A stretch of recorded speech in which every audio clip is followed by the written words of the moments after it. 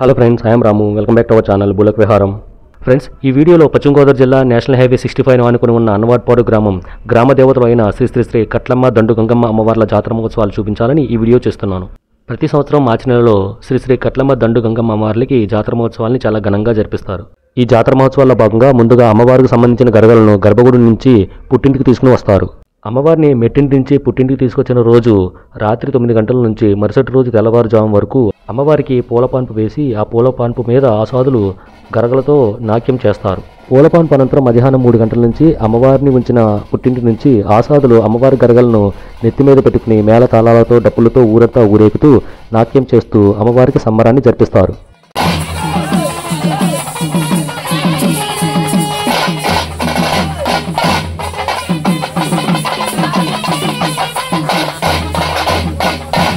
ఈ జాతర మహోత్సవాల్లో అతి ముఖ్యంగా చెప్పుకోదగినది ఊర్లో ఉన్న భక్తులు ఒక్కొక్క ఇంటి నుంచి కనీసం ఒక్క కోడినైనా సరే అమ్మవారికి నైవేద్యంగా సమర్పిస్తారు. అమ్మవారికి నైవేద్యంగా సమర్పించే ఈ కోళ్లను ఆ ఇంటి యజమాని లేదా కుమారుడు లేదా తెలిసిన మగవాళ్ళకి ఆ కోడిని ఇచ్చి కొంచెంసేపు అటు ఇటు తిప్పుతూ ఆసాదులకు ఆ కోడిని దొరకకుండా ఆటాడిస్తారు. ఈ జాతరలో ఆసాదులు అంటే అమ్మవారి గరకలను నెత్తి మీద ఎత్తుకుని నాట్యం చేస్తున్నారు కాబట్టి ఈ ఆసాదులను అమ్మవారి యొక్క ప్రతిరూపాలుగా చూస్తారు. కోడిని పట్టుకున్న అతను ఒక 5-10 నిమిషాలు అలా ఆటాడించిన తర్వాత ఆసాదులు చేతికిస్తారు. ఆసాదులు ఆ కోడిని నోటితో కొరుకుతారు. ఆసాదులు కోళ్ళని నోటితో కొరికే సన్నివేశాలు చూపిస్తే బాగోదని చెప్పి నేను ఈ వీడియోలు చూపించట్లేదు, కానీ ప్రతి ఇంటి నుంచి వచ్చే అన్ని కోళ్లను కూడా ఆసాదులు నోటితోనే కొరుకుతారు.